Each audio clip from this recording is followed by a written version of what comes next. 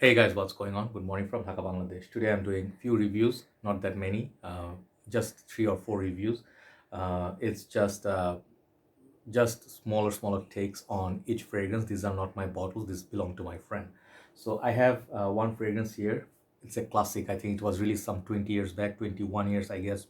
And this is from House of Kenzo. A few days back, I did review a flanker of it, and I told you at the time I'm gonna review the original someday. And this is called Kenzo.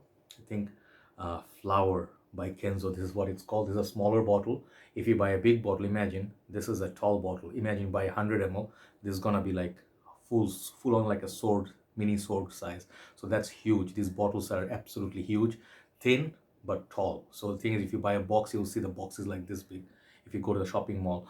And this is one of the highlight of the presentation of Kenzo fragrances. They have very unique presentations. There's a beautiful floral in there. I don't know what carnation is, that a flower, and it has this green stem.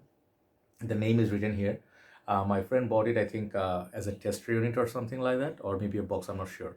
So 1.7 mil, I think, is EDP. Yeah, EDP concentration. So this is known to be one of the most popular women's perfume for a number of years. Top seller in the market, very popular among women, almost all year round. And I have it on the paper for some time. It smells really divine. Okay, so let me just show you the sprayer and talk about the fragrance, what I get from it. Or should I recommend it? Is it still relevant? Sprayer is okay. Good sprayer. Not mind-blowing, but I like it. So what you get from this fragrance is basically, I think, give it some time. Uh, you definitely get hit by slight bit of alcohol blast in the opening. I don't know if it's the age of the perfume or it's just the fragrance is built in this nature, but it's little bit off-putting at first when you spray it.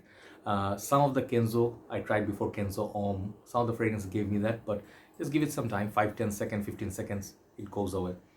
Yeah, so you start getting that uh, beautiful violets. First thing I get is violet flowers or violet leaves, either one. I'm not sure because I am familiar with the notes on fragrances, but let's say Narciso Rodriguez for him, EDT, that has a violet note. Fahrenheit by Dior, that is a violet note. So this one definitely get the violets, but it's more floral. It definitely shows you the floral and it's very strong.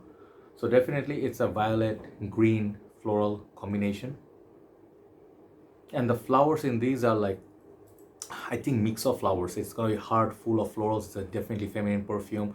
I think there's gonna be rose in this, jasmine perhaps. Uh, just a very strong floral. If you're not a big fan of floral, this fragrance won't work for you. This is a very polarizing scent in my humble opinion. It reminds me a little bit of Fleur de Mal by Jean-Paul Gaultier. That one was very much like a white, fresh, bit animalic, musky flower perfume. And I think there was orange blossom in there. This one I'm not sure if it's orange blossom, but definitely this one reminds me of that. So it's a green, powdery, floral kind of perfume. If you like those kind of fragrances, this is very empowering and strong fragrance. It has character. You really have to be in mood to wear this. Even though this has been marketed for some time, you see it everywhere. It's not very expensive, but the fragrance is still, it's full of depth. It has layers of notes. Okay, so I think this is a bit mature, on the mature side. The newer ones perhaps are more reachable, more modern. This one definitely has a classy vibe to it. So I would recommend this perhaps summertime. Yeah, it has a summery feel to it. There's something light about it. Yeah, there's something like the violets, and it's just it stays classy. It stays something like a classy. It reminds me some of the Guerlain fragrances, to be honest.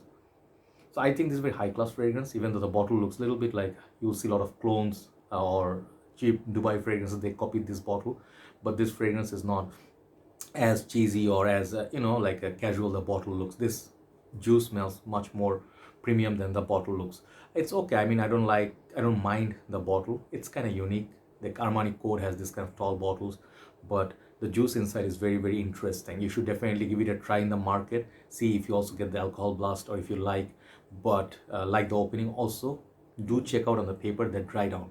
That's the most important part of any fragrances. So overall, I would say this is a daring one. Definitely do not blind buy this. It's a love it or hate it. For me, I like it. I like it a lot. It's a beautiful floral, and the green notes is just like a right balance. Just florals in upfront and surrounded by some fresh green notes, violets, and little bit of there's something at the base. I just cannot pinpoint what it is, but it's just lovely. I think there's a rose there. So that's basically what I'm getting from this fragrance. It's a nice uplifting fresh fragrance for summer and spring. I think perfect time to wear it. Cold weathers you can wear it, but summer and spring would be suggested by me. So Kenzo Flower, or Flower by Kenzo, excellent longevity, I would say.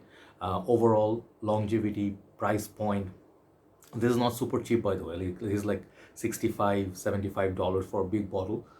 So if you are a big fan of floral perfumes, I would recommend this. But overall, I'm giving this a solid 8 out of 10. Okay, so it's a good perfume, but try before you buy.